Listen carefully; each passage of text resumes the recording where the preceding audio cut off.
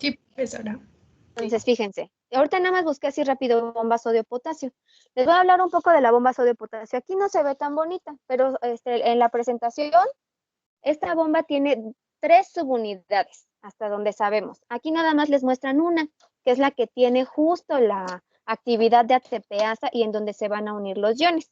Entonces, hagan de cuenta que a esta... no, nada más no puedo señalar.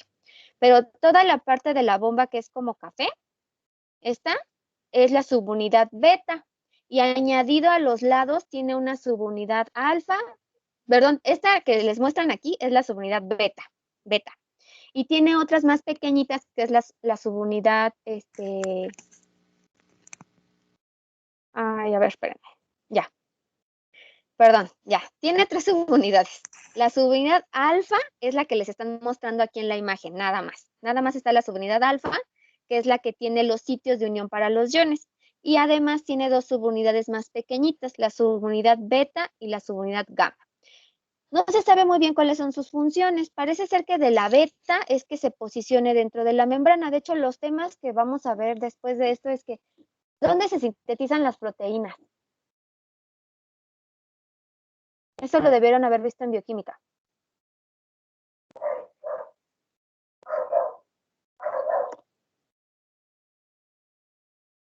¿No? ¿No se acuerdan? Se sintetizan en los ribosomas. Exactamente. Entonces, ahí se sintetiza la proteína y luego tiene que viajar creo que ya tengo internet por fin, pero la proteína viaja y tiene que llegar, ay,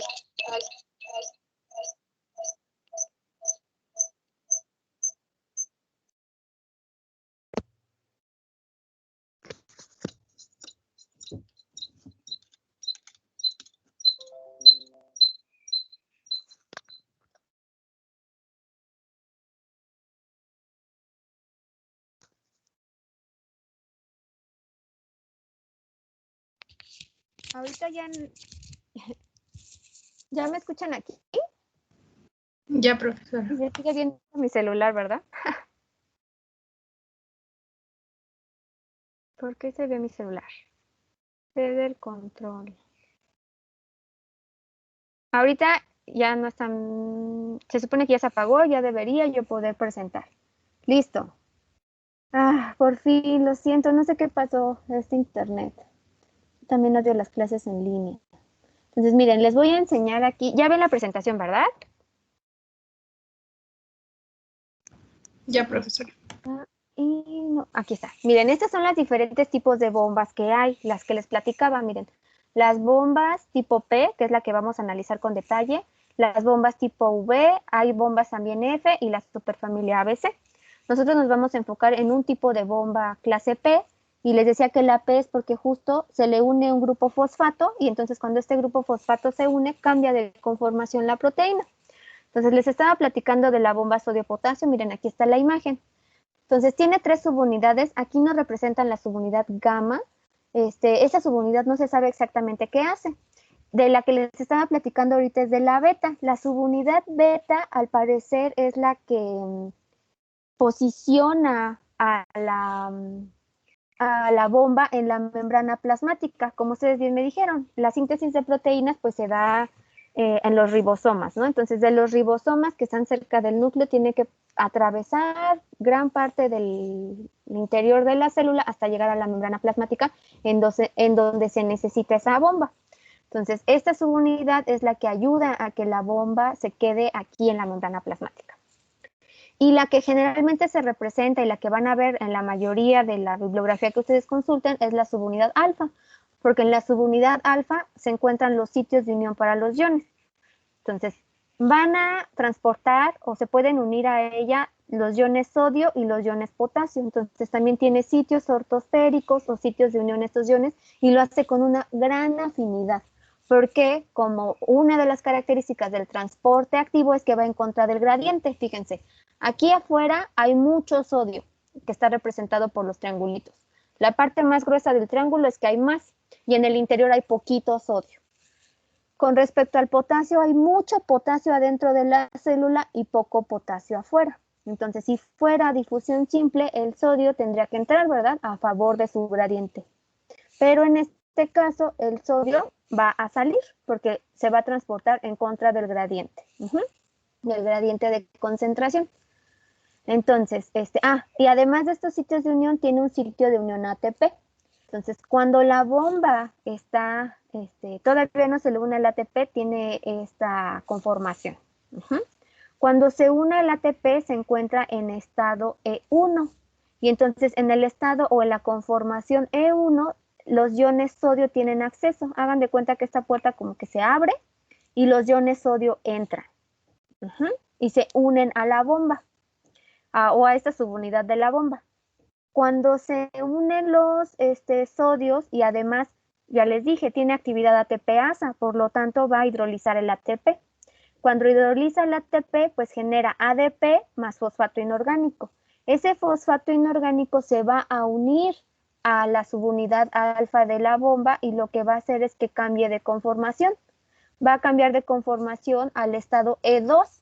Cuando cambia el estado E2, la bomba, hagan de cuenta que el conducto ahora se abre hacia el líquido extracelular, de tal manera que puede liberar los sodios, pierde afinidad por los sodios, ya en conformación E2 ya no le gustan los sodios, pero gana afinidad por el potasio. Entonces ahora se unen dos potasios a estos sitios de unión, y cuando se unen los potasios y se libera el fosfato inorgánico, cambia otra vez a la conformación E1. Y en la conformación E1, recuerdan, estaba mirando hacia adentro. Entonces puede liberar los potasios. Ya cuando libera los potasios, pues se queda como nosotros habíamos visto originalmente a la bomba, ¿no? Que no tenía ningún ion unido. ¿Sí? Entonces es cíclico. E1, E2 y regresa. E1, E2 y regresa. E1, E2 y regresa. Entonces, cuando está en la conformación E1 es cuando une a los sodios. Cuando está en la conformación E2 es cuando une a los potasios. Y el fosfato inorgánico también hace un cambio conformacional para que la bomba se abra y se cierra, ¿no? ¿Sí? ¿Dudas de cómo se representa la bomba sodio-potasio y cómo transporta estos iones? Si se dan cuenta, el sodio va en contra de su gradiente, porque lo está liberando a donde hay más sodio. Así de, si ya tiene sodio, ¿para qué quiere más? ¿No? Y el potasio también, ¿no? El potasio está más concentrado dentro del interior de la célula. Ah, pues mete 2 potasios. Entonces, lo que hace la bomba es que saca 3 sodios y mete 2 potasios. Y es en contra del gradiente. Si se dan cuenta, ¿cuántas cargas positivas? Porque los iones van a ver también en el siguiente parcial, que una cosa es el gradiente químico y otra cosa es el gradiente eléctrico. Y pues los iones tienen los dos, ¿no? Entonces, fíjense, entran 3 cargas positivas y salen 2 cargas positivas. ¿Cómo queda con respecto a las cargas? ¿Dónde quedan más cargas positivas? ¿O cuántas cargas positivas deja? Si se dan cuenta, miren, saca 3 cargas y nada más mete 2 cargas positivas. ¿En dónde queda una carga positiva además?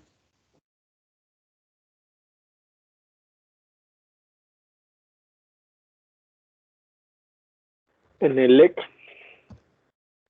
Afuera, ¿verdad? En el líquido extracelular. Esto va a ser muy importante porque además se dice que esta bomba es electrogénica porque está dejando una carga además en el exterior. Ya lo van a ver con mayor detalle, pero el interior de las células está cargada de forma negativa. Y gracias a esta bomba contribuye un poco a ello. Entonces sí es muy importante. Si se dan cuenta, el transporte activo primario genera gradientes porque mueve a los solutos en contra del gradiente de concentración. ¿Sí? ¿Dudas hasta aquí del transporte activo primario? Sé que estuvo medio complicado al principio.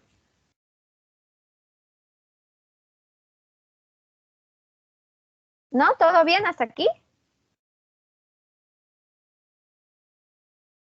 ¿Seguros? Sí, todo bien. Sí, se me volvió a ir el internet. No. Entonces vamos a ver ahora el transporte activo secundario. Ay, ya me estoy tardando, teníamos que ver también citoesqueleto.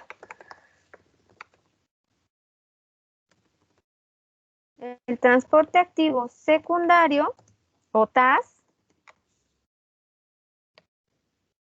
en este tipo de transporte, primero se necesita que haya ocurrido el primario. Entonces, primero necesito crear el gradiente y después se da el transporte activo secundario, por eso es que es secundario al primario. Entonces, necesito que haya ocurrido primero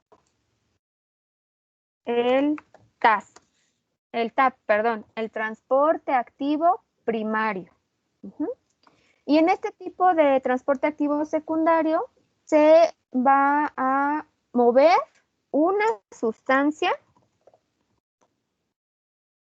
a favor del gradiente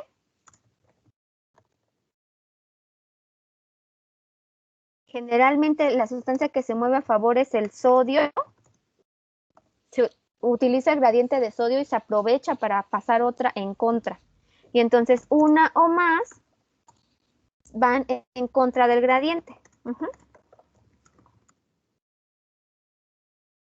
También requiere de proteínas.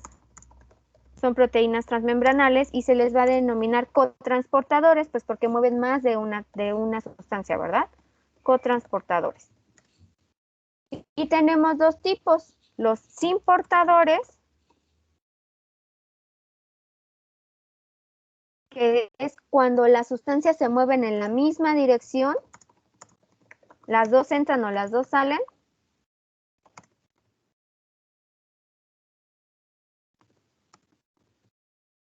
Y también tenemos los antiportadores.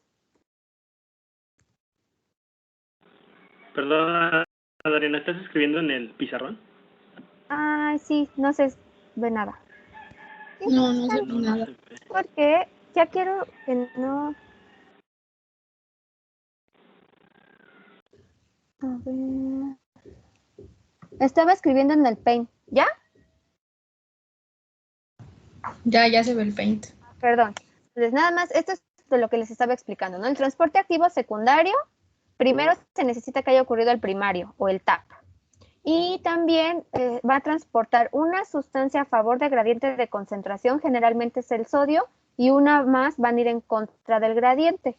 Requiere de proteínas que les vamos a denominar cotransportadores. Y esos cotransportadores se puede dar de dos formas, ¿no? Pueden ser sin portadores, cuando las sustancias se mueven en la misma dirección, o sea, las dos entran o las dos salen, y también hay antiportadores o sustancias que se van a mover en direcciones opuestas.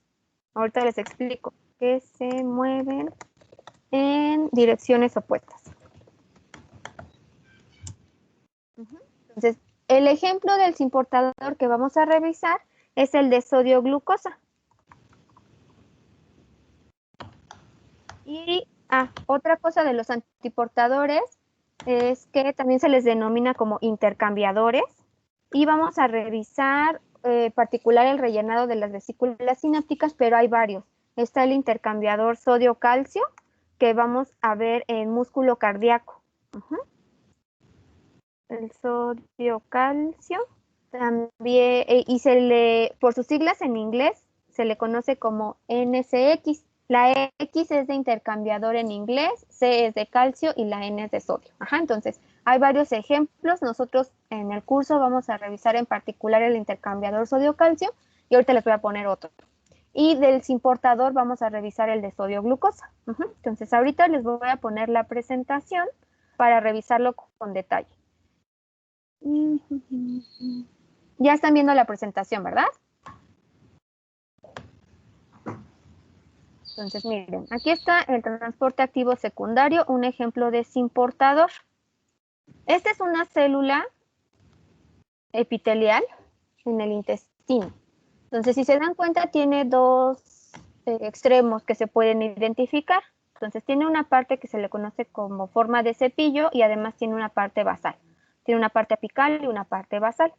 Y si se dan cuenta, hay diferentes tipos de transporte que ustedes ya pueden identificar. Por ejemplo, aquí si están viendo que se está moviendo el sodio en contra de su gradiente, Y aquí dice ATPasa.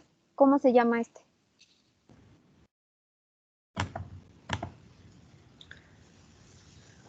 ¿Qué acabamos de ver? ¿Cómo le denominan ¿Activo esto? primario? ¿Dónde? Es entre tipo de transporte activo primario, muy bien. Si está transportando sodio y potasio, La bomba sodio-potasio. esta es la bomba sodio-potasio. Entonces, uno de los requisitos es, primero tiene que pasar el transporte activo primario, o sea, primero tengo que crear el gradiente para el sodio y después se da el transporte activo secundario. Entonces, aquí en la parte apical de la célula vemos al portador, sodio-glucosa. Entonces, hay mucho sodio afuera porque ya se generó el gradiente gracias a la bomba. Por eso es que ponen el sodio grandote. Hay mucho sodio afuera, poco sodio adentro. Y la glucosa está al revés, ¿no? Hay poquita glucosa afuera y aquí hay mucha. Entonces, el sodio es el que se está moviendo a favor de su gradiente, de donde hay mucho hacia donde hay poco. La glucosa no. Entonces, aprovecha el gradiente que se formó de sodio para transportar a la glucosa. Ahora fíjense, conforme va entrando la glucosa, se empieza a concentrar aquí también en la célula, ¿verdad? Ahora, ¿cómo muevo esa glucosa si yo la necesito aquí en la sangre?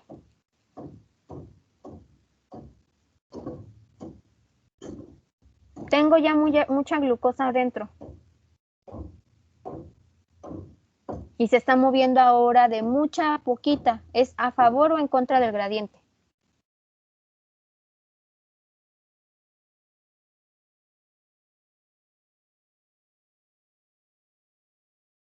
Si se mueve donde hay más a donde hay menos, ¿qué habíamos dicho? ¿Que es a favor o en contra? En contra.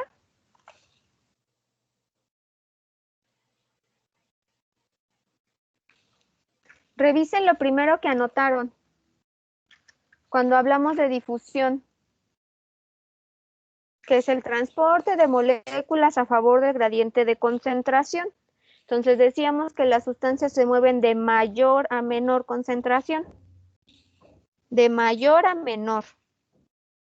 ¿Cómo se está moviendo la glucosa ya de dentro de la célula a la sangre? ¿Dónde hay más glucosa ya?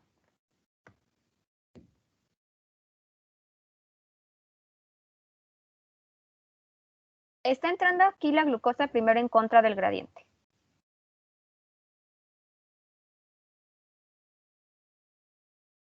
Luego ya tengo mucha glucosa adentro. ¿Cómo muevo esa glucosa a la sangre? En la sangre no tiene todavía glucosa.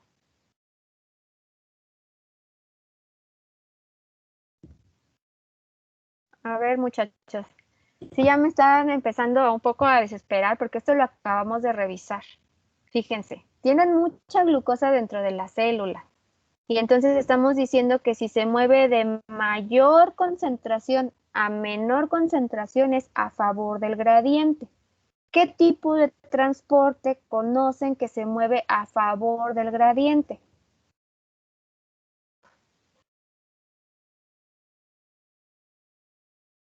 ¿El activo o el pasivo?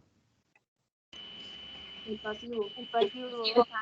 Muy bien, entonces es un tipo de transporte pasivo. Ahora, de los tipos de transporte pasivo que revisamos, ¿cuál es el que puede mover un monosacárido? ¿Puede pasar a través de la bicapa?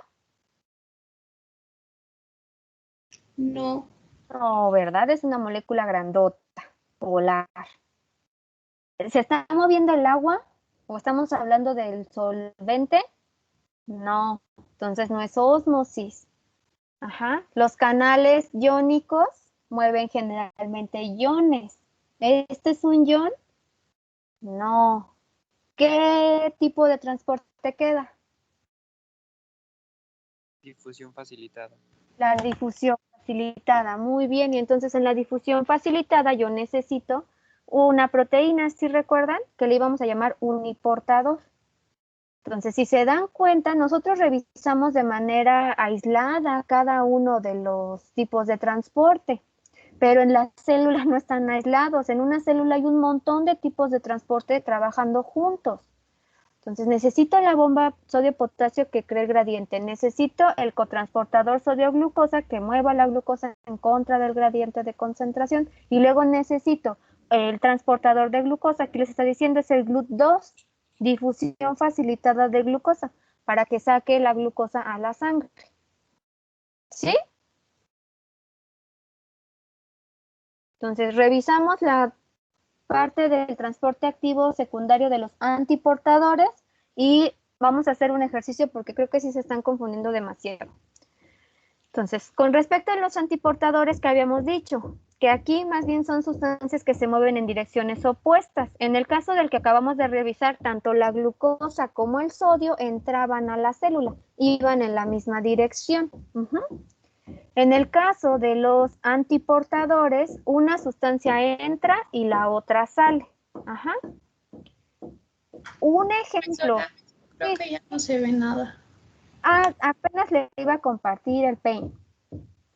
Ajá, aquí me quedé, mire. Vimos el ejemplo del simportador, ¿verdad? Del sodio-glucosa. Las dos sustancias entran. Nos falta ver la parte de los antiportadores, en donde una sustancia se mueve hacia adentro y la otra sale. Ajá. Entonces, un ejemplo de este antiportador es el que se utiliza para llenar las vesículas sinápticas. Vamos a revisar con mayor detalle esta parte de las vesículas sinápticas, pero ¿sí recuerdan más o menos la constitución de una neurona? Para empezar.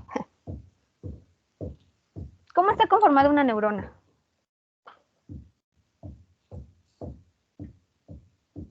Eso lo vieron en anatomía, en primer semestre. Mande, profesora, no la escuché. Está constituida una neurona. Pues tiene sus dendritas, su núcleo.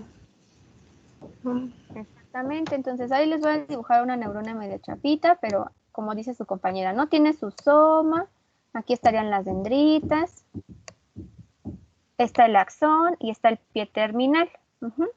En esta parte del pie terminal, las neuronas pueden liberar ciertas sustancias. Entonces, en ese pie terminal, si yo lo hago grandote, voy a ver unos circulitos que están llenos de neurotransmisores. Vamos a revisar cómo se liberan y todo. Pero si yo ahora hago zoom en esta vesícula sináptica, voy a ver que tiene un montón de proteínas en su membrana. Muchísimas. Vamos a revisar algunas de ellas. Ahora ya no me dejan ni escribir en la computadora. ¿Qué neurotransmisor conocen? Uno, que se les venga a la mente. ¿Serotonina? Ándele, la serotonina, que ese es como su apodo. El nombre correcto es la 5-hidroxitriptamina. Aunque, pues, apodo para todos, serotonina. Entonces, lo que estoy dibujando aquí son moléculas de serotonina, como su compañera nos indicó. Entonces, una de esas proteínas que están en la membrana de estas vesículas sinápticas es una bomba de protones. Entonces, si yo aquí le pongo ATP, ya ustedes podrían identificar, pues quizás se trate de una bomba. Entonces, esa bomba de protones lo que va a hacer es que van a entrar iones hidrógeno, ¿verdad? Van a entrar protones. Tiene una función fisiológica, se acidifica el medio y de esa manera se evitan algunos invasión por parte de algunas toxinas. Entonces, si se dan cuenta, se está creando un gradiente de protones. Están entrando aquí protones, se acidifica el medio. Y aquí voy a tener a mi cotransportador. El cotransportador lo que va a hacer es que va a mover estos protones a favor del gradiente, o sea, de donde hay más. Ahorita estoy metiendo un montón de protones, ¿no? Entonces, aquí en la vesícula voy a tener más. Y los va a sacar. Entonces, está sacando. ¿El cotransportador sería el neurotransmisor o son muy diferentes? Son completamente diferentes. El cotransportador está en la membrana de la vesícula y es una proteína. Y el el neurotransmisor es una sustancia química, pueden ser aminoácidos, pero no proteínas. Entonces, el que está aquí, estos chiquitos que estoy intentando rellenar, serían la serotonina. Es el neurotransmisor. Y todo lo que estoy dibujando en la membrana plasmática son proteínas. Entonces, este es el cotransportador Esta es una bomba de protones. Si quieren le ponemos el nombre para que no se confundan. Entonces, esta es una bomba de protones. Está en la membrana plasmática.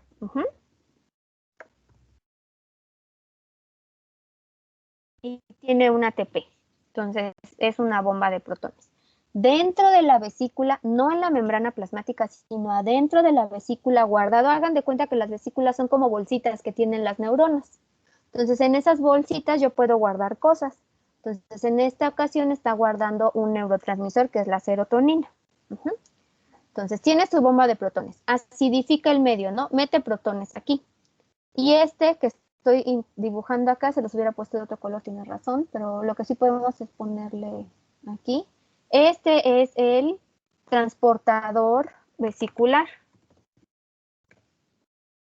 O el intercambiador también le podemos poner.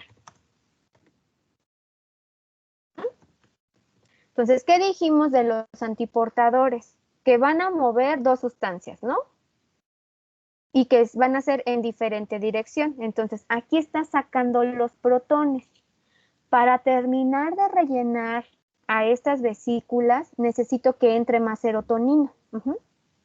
Pero aquí ya hay serotonina. Por eso es que la serotonina está entrando ahora en contra del gradiente. ¿Sí lo ven todos? Aquí yo voy a poner, la serotonina se abrevia como 5-HT. 5-hidroxitriptamina. Esto es igual a serotonina. A lo mejor lo pongo aquí. Esto es serotonina. Serotonina. Entonces la serotonina va a entrar a la vesícula. Entonces son dos sustancias que se mueven en direcciones opuestas. Por un lado saco los protones, pero por el otro lado está entrando la serotonina a terminar de rellenar esta vesícula sináptica. Entonces este es un ejemplo de un antiportador.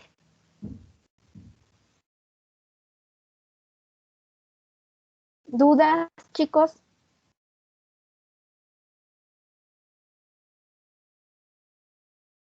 ¿No?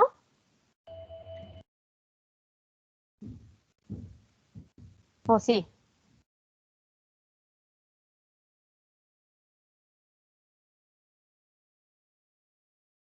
Ahora fíjense. Aquí está un ejemplo. Déjenme dejar de compartir. Aquí está. ¿Sí ven esta celulita? A ver, díganme, ¿qué tipos de transporte pueden identificar ahí?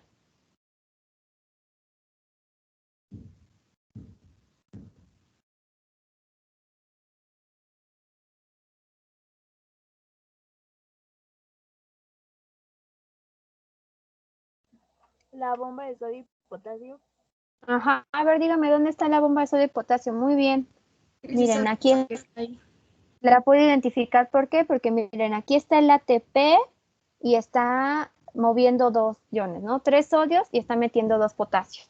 Sí, aquí nada más para confirmar, podría poner, perdón, el gradiente, ¿verdad? Pero esta es una bomba. ¿Qué más ven?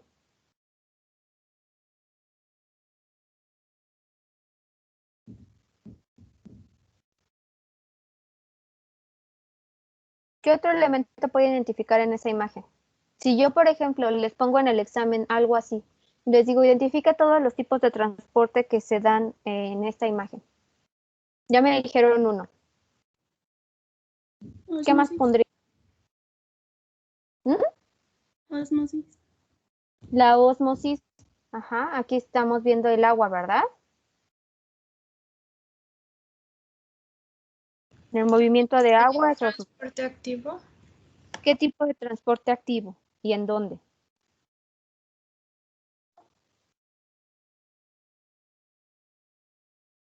Las bombas, ¿qué son? ¿Transporte activo qué?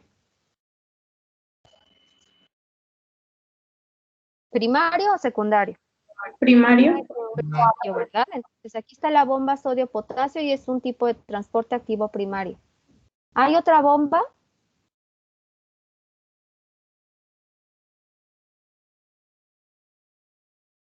¿O no? Aquí estamos abajo, ¿no? Bueno, hay otro. Aquí hay una bomba, ¿verdad? ¿Qué está Sí. metiendo? ¿Qué está sacando? Está sacando hidrógeno. Ah, saca protones y mete potasio, ¿verdad? Entonces podría ser otra, la bomba de protones de protones potasio, ¿verdad? Muy bien, ya llevan dos bombas, transporte activo primario, ya llevan ósmosis porque el agua se está moviendo. ¿Qué más ven en la imagen? ¿Qué más? También el transporte de canal, bueno, por canales iónicos. Ah, muy bien, Miguel. ¿Dónde hay canales iónicos? ¿Este es un canal Al iónico? ladito, ah, ay, no veo. Este, ajá. Este es un No, no, canal no, no, iónico. no, no, sería el de abajo, el amarillo, porque es selectivo, o sea, y está solamente pasando el potasio. Muy bien. Aquí, por ejemplo, vemos un ejemplo de un canal, ¿verdad? Un canal para potasio. El de aquí, el de cloruro que le indiqué primero, ¿no es? ¿O no lo alcanzó a ver? Este sí ya quedamos, ¿no? Y miren, aquí hay otro. Pero ese también sería, ¿no? El mismo. O sea, bueno, no. Pero tendría la misma función. Sí, tiene la misma función. Aquí lo que falta como para la figura ya definirla bien es los gradientes. Ajá, pero si se dan cuenta hay mucho potasio adentro y de alguna manera lo sacan tanto al espacio intersticial como al lumen. Ajá. Entonces va a favor del gradiente. Entonces sí es a través de canales iónicos. ¿Y este de cloruro?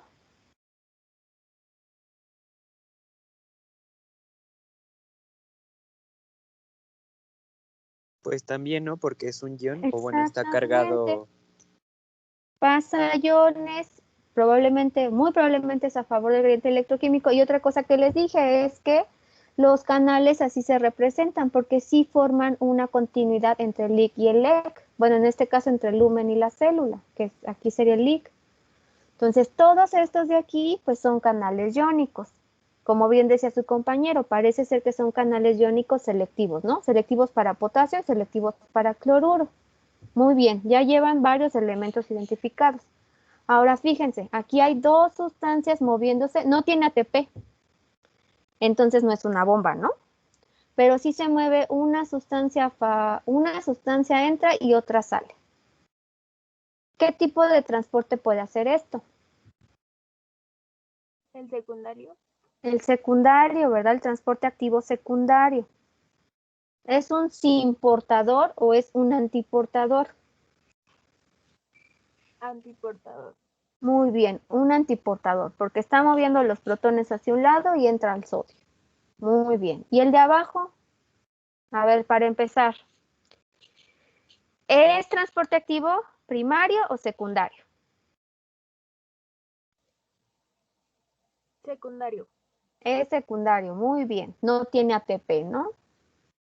Y ahora otra vez, ¿es un simportador o es un antiportador? ¿Anti? Es un antiportador. Ajá, el HCO3 sale y el cloruro entra.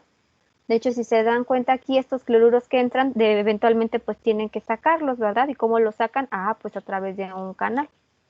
Entonces, si se dan cuenta, son muchos los sistemas que están trabajando conjuntamente para la estabilidad de la célula. Incluso, miren, ¿qué es este?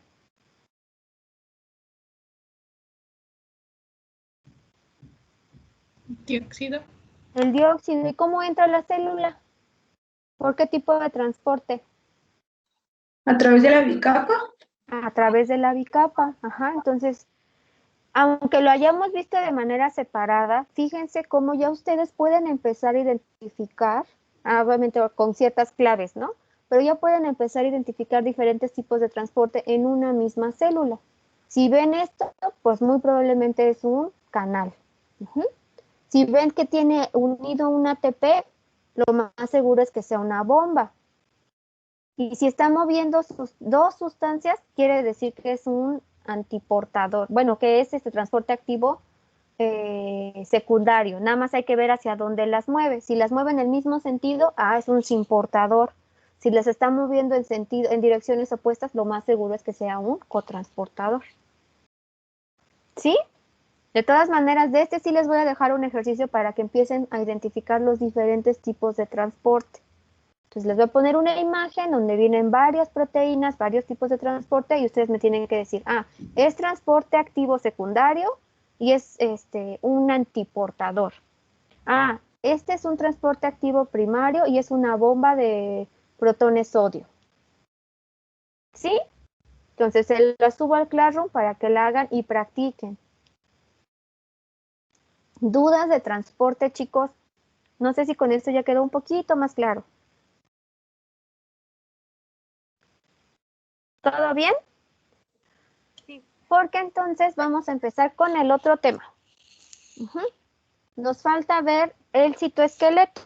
Entonces, ¿qué saben del citoesqueleto? ¿O nunca han hablado o escuchado hablar del citoesqueleto? Ese sí es nuevo para ustedes. Cuéntenme. Es el que le da forma a la célula, ¿no? Muy bien, Miguel. Ya usted ya me está diciendo una función del citoesqueleto. Muy bien. Ese es el que se encarga de darle forma a la célula. ¿Qué más saben del citoesqueleto? Pues sí, es que le da estructura y organiza como las estructuras internas. Muy bien, me están diciendo ya muchas de las funciones del citoesqueleto. Entonces, una es que le da forma a la célula. Ya usted me dijo que puede, organiza la disposición de los organelos, ¿no?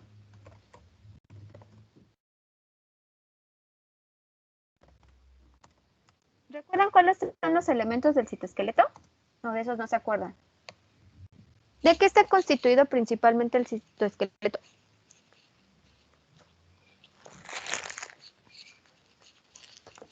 ¿De filamentos? De filamentos, ¿verdad? Proteínas filamentosas. ¿Recuerda cuáles son o no? Pues microtúbulos, ¿no? Muy bien, ya me está diciendo. Microtúbulos. ¿Qué más? Túbulos.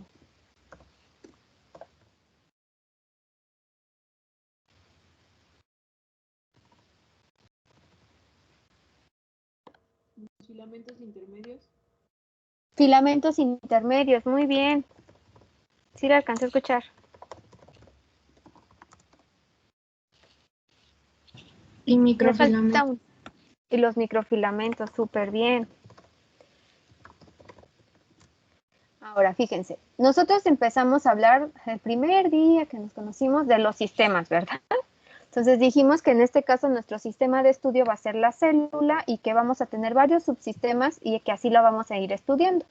Entonces, si este fuera la célula, nosotros llevamos, primero vimos que la célula es un sistema abierto, ¿no? Que tiene muchos mecanismos para regular algunas variables y lo hace a través de las variables controladas. Después empezamos a ver la membrana plasmática, ¿no? De qué está constituida, cuáles son sus funciones. Y vimos una en particular justo ahorita, ¿no? La de transporte. Transporte a través de la membrana plasmática. Ya vimos que hay un montón de tipos de transporte. ¿Dónde está el citoesqueleto? ¿Adentro o afuera de la célula? ¿Adentro? Adentro de la célula, muy bien. El citoesqueleto se encuentra aquí. Y el siguiente tema que vamos a revisar, que les va a interesar muchísimo porque muchas de las cosas cosméticas están destinadas hacia la matriz extracelular o son elementos de la matriz extracelular, que ahorita voy a abreviar como MEC, matriz extracelular. Entonces la matriz extracelular está afuera y el citoesqueleto está dentro de la célula. Y como ya bien me dijeron, pues le da forma a la célula, organiza la disposición de los organelos y tiene otras funciones que ahorita vamos a ir revisando. Pero antes de empezar, vamos a definir qué es el citoesqueleto. El citoesqueleto es una red tridimensional de proteínas que provee soporte interno a la célula.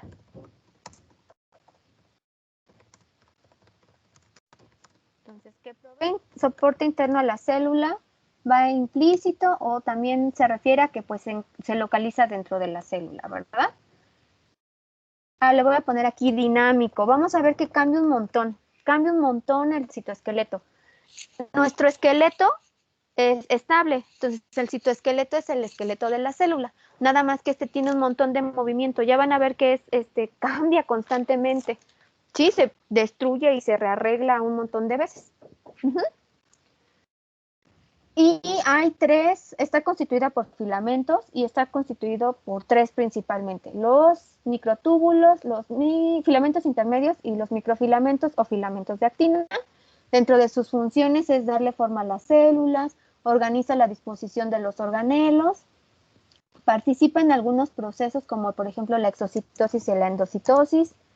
En el movimiento vamos a ver que muchas células reestructuran su citoesqueleto para poderse mover. Y otras funciones que ya vamos a ir viendo de manera particular con cada uno de los elementos. Ajá. Entonces les voy a pasar una presentación y les voy a poner un videito que habla en general del citoesqueleto y después vamos a ir viendo poco a poco las funciones del citoesqueleto y cada uno de sus elementos y sus particularidades. Entonces voy a dejar de compartir y espero que se pueda ver el video. Ahorita se los pongo.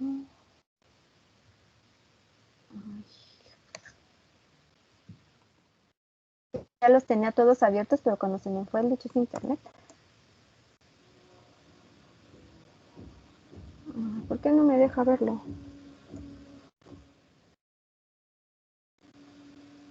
Aquí está.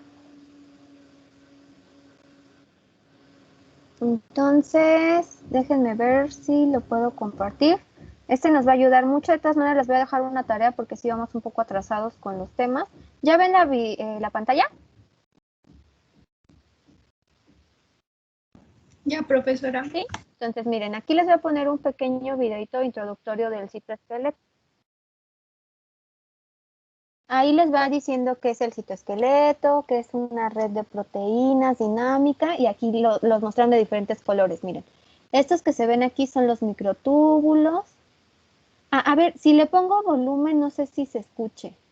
Está en inglés, pero de todas maneras, creo que sí está bastante claro. A ver, esperen. Me dicen si se escucha, si no, pues lo dejamos sin sonido.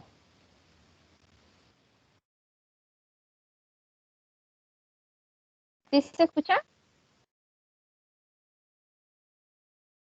No. No, ¿verdad? No sé por qué no se escuchan los videos en YouTube. Pero miren, aquí que lo pausé, este es un microtúbulo. Y ahorita nos van a enseñar cómo es que se empiezan a formar. Entonces estamos adentro de la célula. Miren, aquí está un microtúbulo. Aquí se está formando un microtúbulo. Y de repente, ¡pum! Ese se llama catástrofe. Ya se deshizo. Por eso les digo que es bastante dinámico. Ahí otra vez, pero desde otro ángulo. Se estaba formando y de repente no. Y ahí van caminando unas proteínas motoras, miren, las vamos a revisar. Y lo que traen encima son vesículas sinápticas, también pueden cargar diferentes organelos. Entonces puede que ahí lleven una bomba sodio-potasio y pues la dirigen hacia la membrana plasmática. Ahí ese es el citoesqueleto de actina. Y lo que se le están uniendo son algunas proteínas accesorias. Y ahí está la contracción muscular. Vamos a revisar el músculo esquelético, que el sarcómero es el que está formado por citoesqueleto de actina. Y miren, aquí esta parte está bien padre. Cómo se empieza a reestructurar el citoesqueleto, ¿sí la ven? Para formar una microvellosidad. Este se llama treadmilling o cinta sin fin, que va creciendo, va creciendo, va creciendo. Ahí tenemos otras proteínas accesorias que ayudan a la polimerización, que es como se forman los microtúbulos de actina. Sí, entonces les paso la presentación y ahí vienen los links para los videos, para que lo revisen las veces que ustedes crean necesario. ¿Sí? Entonces ya más o menos vimos los elementos del citoesqueleto. Lo que falta empezar a ver es cómo está constituido o cómo las características de cada una de las proteínas. Entonces sí me da tiempo. ¿Qué están viendo ahorita? Nada, ¿verdad?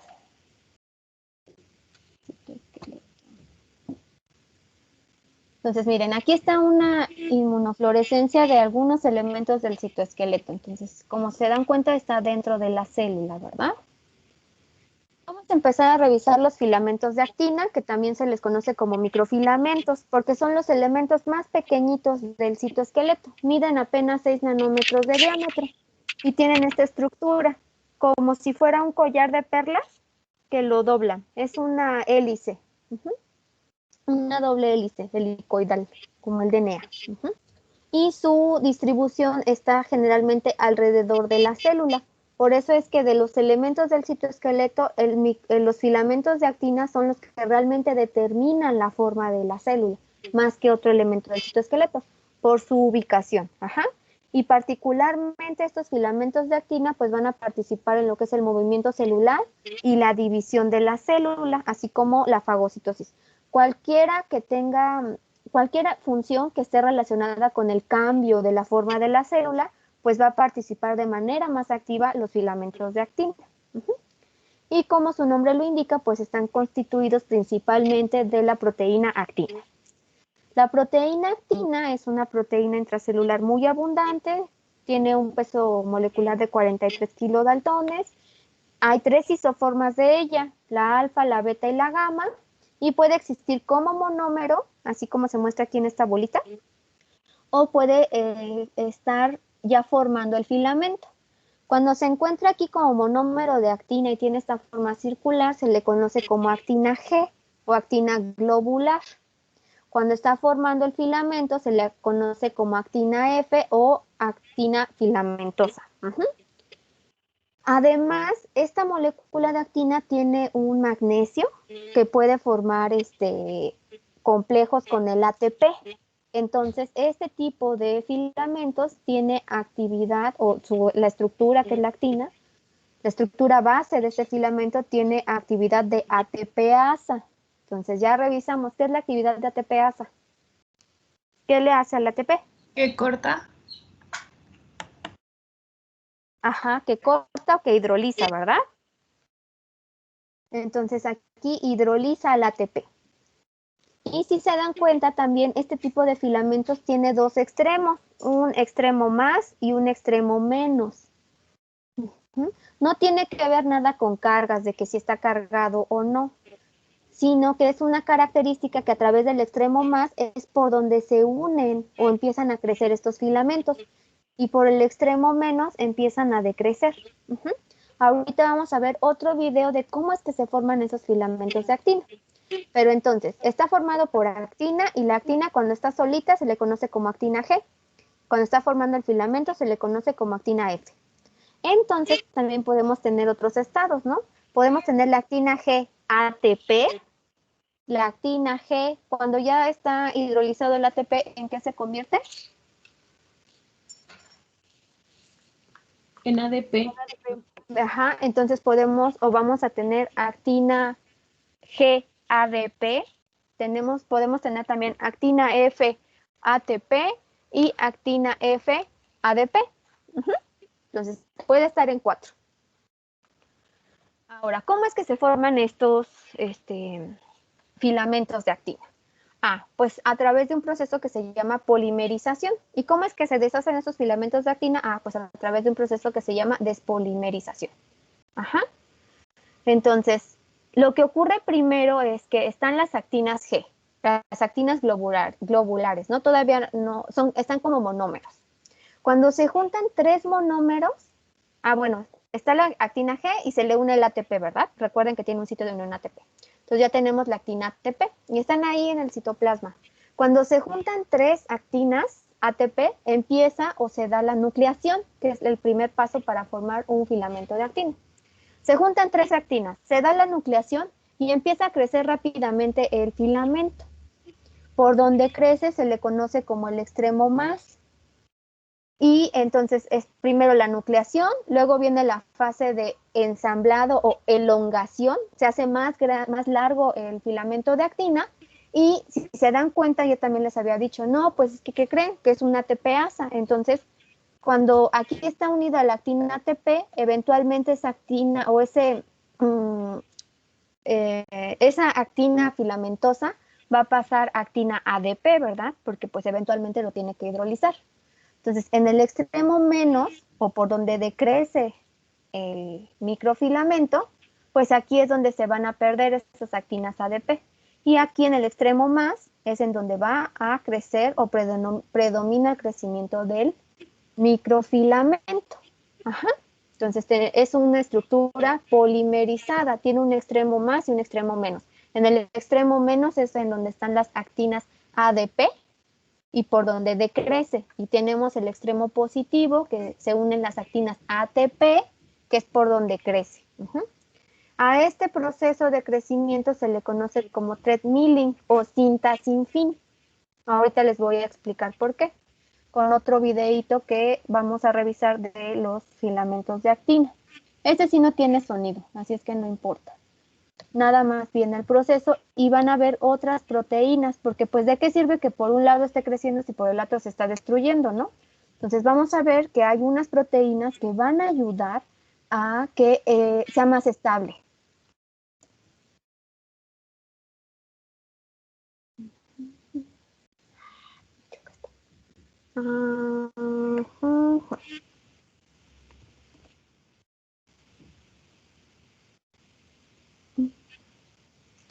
Listo. Entonces déjenme compartirlo, ya está aquí abierto.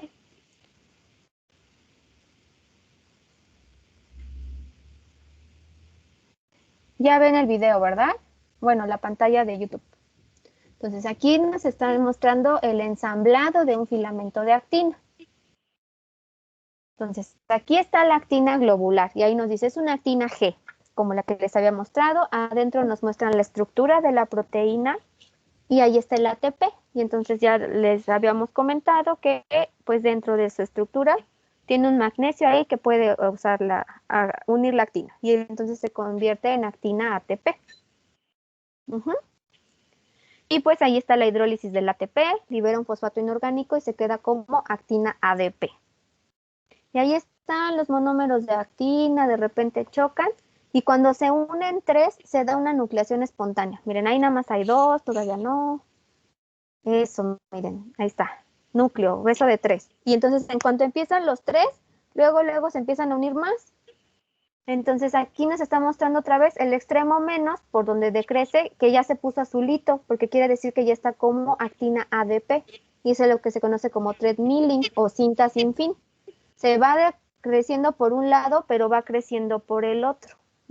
Ahí estamos viendo que ya se está despolimerizando completamente, porque ya todos están como ADPs. Pero hay unas proteínas pues que nos van a ayudar, que se conocen como proteínas accesorias de actina. Aquí nos están mostrando a la profilina y a la cofilina, pero hay un montón de proteínas. Y entonces lo que van a hacer es, bueno, tienen diferentes funciones. Por ejemplo, esta nos está diciendo que inhibe la nucleación. Secuestra los monómeros, miren, la profilina secuestra los monómeros de actina y pues no deja que se dé la nucleación espontánea y pues no se forma el filamento de actina. La profilina, por ejemplo, se une al ATP de la actina y tampoco no deja que se hidrolice el ATP. Entonces hay un montón de proteínas que van tanto a favorecer la polimerización como también hay algunas que favorecen la despolimerización. Miren, aquí tenemos una que sí está ayudando a que se forme el filamento. Entonces eso es lo que vamos a revisar ahorita con más detalle. Algunas proteínas accesorias, no las vamos a revisar todas porque como les digo, son un montón. Entonces les paso también esa presentación y aquí están las ligas para los videos. Y aquí está lo de las proteínas moduladoras de actina, también las pueden encontrar como ARBs, porque son proteínas relacionadas a actina. Proteínas moduladoras de actina. Entonces aquí tenemos una lista de algunas proteínas, ¿no? Entonces, ¿y cómo se pueden clasificar?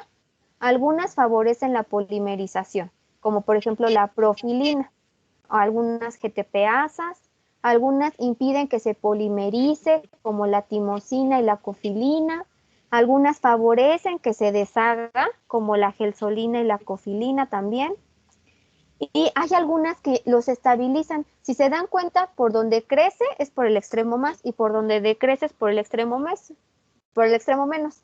Entonces, hay algunas proteínas que son capaces de unirse a estos extremos del filamento y de esa manera bloquear tanto la polimerización como la despolimerización. Pero de esa manera estabilizan el tamaño del microfilamento. Entonces, se les conoce como proteínas de coronación. Y está, por ejemplo, la CAP-Z o la tropomodulina. También está la tropomiosina, que vamos a revisar en músculo esquelético. Y hay algunas que permiten que tenga cierta forma en particular. Por ejemplo, la fimbrina, la alfa-actinina, la filanina, la ARC23. Miren, esas sí las tengo aquí. La ARC23 va a hacer que se unan con cierto ángulo los filamentos, de tal manera que pueden construir haces o redes. Entonces, por ejemplo, aquí nos ponen a la filamina. La filamina lo que va a hacer es que se formen redes. Aquí están los filamentos de actina, les digo, son como un collar de perlas doblado, es una doble hélice, y esto hace que estos filamentos se acomoden de tal manera que forman una red. Pero también hay otros proteínas que hacen que se formen como si fueran haces. Entonces tenemos aquí a la fimbrina y aquí también tenemos a la alfa-actinina. Aunque son dos haces, si se dan cuenta, la estructura de esta proteína moduladora de actina hace que se separen más o menos o que se acomoden de una forma u otra. Entonces, de esta manera se pueden organizar los microfilamentos gracias a la ayuda de estas proteínas. ¿Sí? ¿Hasta aquí tienen dudas de los microfilamentos? Ya nada más termino los microfilamentos y ya les dejo lo demás de tarea. Entonces, fíjense, aquí están algunas de las funciones de los microfilamentos de actina.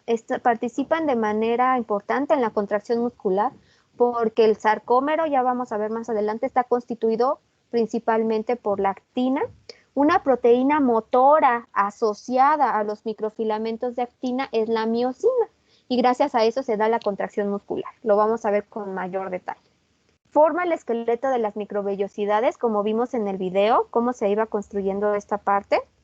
En las células polarizadas, como la que vimos de ejemplo en el simportador de sodio glucosa, que tienen un borde en cepillo, son muy importantes para darle justo esa forma. Por eso las neuronas tienen forma como de estrellita, otras tienen forma como de cepillo, otras son más redonditas. La forma que tiene la célula generalmente la da el citoesqueleto de actina. Y algo muy importante que es así como un punto terapéutico para explorar es en la división celular. Cuando se da la división celular, hay un punto en el que se forma un anillo contráctil y este anillo contráctil está formado por actina. Entonces, estrangula las células por la mitad y ya se separa. Entonces, se forman dos células, ¿no? Y ahorita regresamos tantito aquí. Y también está involucrada en el movimiento ameboide. Entonces, aquí más adelante, si les muestro, miren, estos todos que son verdes son filamento de actina. Si se quiere mover, lo que tiene que hacer es arrastrarse, por reptación le llaman también este tipo de movimiento. Entonces, lo que tiene que hacer su citoesqueleto de actina es despolimerizarse y luego volverse a polimerizar para crear diferentes puntos de contacto o de fijación. ¿Sí? Entonces se despolimeriza, se reestructura y forma otra patita. Se despolimeriza, se reestructura y forma otra patita. Ahora, regresando a lo de el anillo contráctil de actina para la división celular, ¿en qué enfermedad? Una de sus características es que hay un descontrol o que se forman muchas células de manera desmedida. ¿Qué patología que ustedes conocen? Ya para dejarlos ir. ¿En dónde está? Hay muchas células, muchas células. En los tumores, ¿verdad? En el cáncer. Entonces, este mecanismo, este anillo contráctil de actina, si yo desarrollo un fármaco que impida o que destruya los filamentos de actina, como vimos, ¿no? Hay unos que no dejan que se polimerice, entonces pueden ser o son estrategias nuevos blancos para cáncer, por ejemplo. Para que le vean un poco más de utilidad de, ¿por qué estoy viendo el citoesqueleto? Está reaburrido. Sí tiene muchas implicaciones. Nosotros no les podemos dar todas, pero pues sí les podemos acercar o guiar hacia un poco. Como les repito, es una materia básica, pero pues tiene muchas aplicaciones ya clínicas y técnicas en otras materias. ¿Sí? ¿Dudas de los filamentos de actina? ¿No? No, profesora. Entonces, fíjense, les voy a dejar un ejercicio de transporte para que ya les quede claro y puedan identificar los diferentes tipos de transporte que hay. les voy a mandar esta presentación y de tarea van a hacer un cuadro comparativo. Ajá, entonces vamos a tener en una hilera a los microfilamentos, en otra los microtúbulos y en otra los filamentos intermedios, que son los diferentes elementos del citoesqueleto y vienen diferentes características. Ajá, por ejemplo, el tamaño. Ah, no, pues que 6 nanómetros. Ah, alguna proteína accesoria. Ah, pues la cofilina. Alguna proteína motor asociada. Ah, de aquí me dijo que era la miosina. Entonces, a lo largo de la presentación están todas las respuestas que ustedes necesitan para completar su cuadro. Ajá. Y también ustedes pueden buscar información en cualquier libro, en internet, donde ustedes quieran, para completarlo. Entonces, de esa manera van a tener un resumen de todo lo que es el citoesqueleto. ¿Qué proteína forma cada elemento? ¿Qué tamaño tiene? ¿Qué forma tiene? Ya les dije, aquí no es una doble hélice helicoidal, ¿no? En dónde se distribuye. Ah, pues es que está más a la orilla, ¿no? Muy pegadita a la membrana plasmática. Entonces, todas esas cosas van a venir en el cuadro. Entonces, se los voy a mandar de tarea porque la siguiente sesión comenzamos con el seminario, lo vamos a cortar a la 1:20, damos receso y seguimos con la clase para terminar citoesqueleto y empezar matriz extracelular. ¿Sí? Entonces, aunque no hayamos terminado de ver el tema del citoesqueleto, tienen que hacer de tarea buscar, ya sea en la presentación o por su cuenta, las características de los elementos del citoesqueleto. Y preparen, por favor, su seminario 3 para el martes. ¿Dudas de las actividades que tienen pendientes?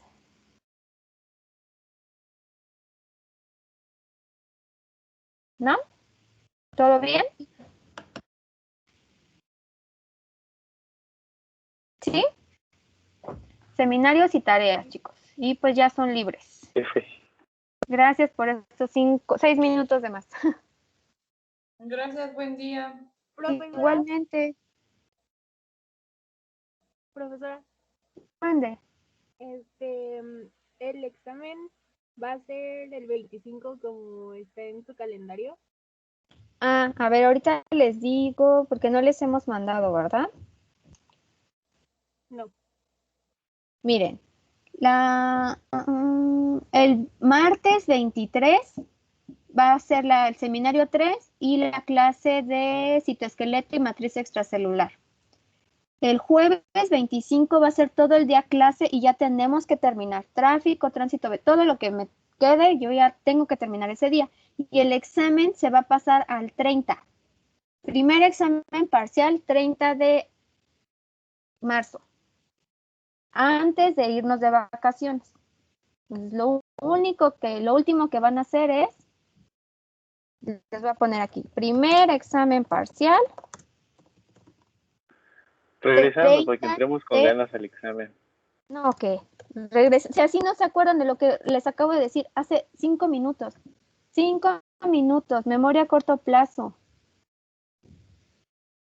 Una disculpa Imagínense de si antemano. les dejamos Semana Santa, no, pues ya ni van a Es que saber está muy quién es chiquito. usted, me va a decir. Está muy Muchas chiquito. caricias. Primer examen parcial 30 de marzo. Y luego clase. ¿Cuánto Para tiempo dura regresar el examen? frescos. Lo voy a hacer como para 1 hora 20 minutos por mucho. Van a ser puras ¿Va a preguntas de ser en observación. Sócrates? Lo voy a hacer en Sócrates, sí. Y con cámara encendida, chicos, así es que vayan buscando, si no sirve la cámara de su computadora o lo que sea, cámara encendida, va a ser a través de la plataforma de Sócrates y va a ser de opción múltiple. Gracias, profesor.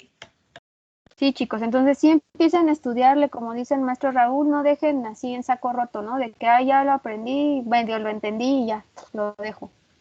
Ya viene su primer examen parcial y entonces viene desde regulación y control.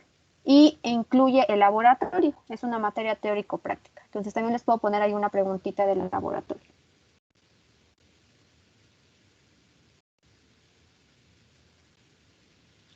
Entonces, cuídense, chicos, estudien. Cualquier duda me avisan. Todavía estamos a tiempo de que cualquier duda que tengan me pueden mandar un correo o lo vemos en clase. ¿Sí? Muchas Sí, gracias. profesor, gracias. No, gracias a ustedes, chicos. Gracias. Cuídense. Ya vayan a comer algo. Gracias, hasta luego. Adiós. Gracias, profesora. Hasta luego. Gracias, Adiós. profesora.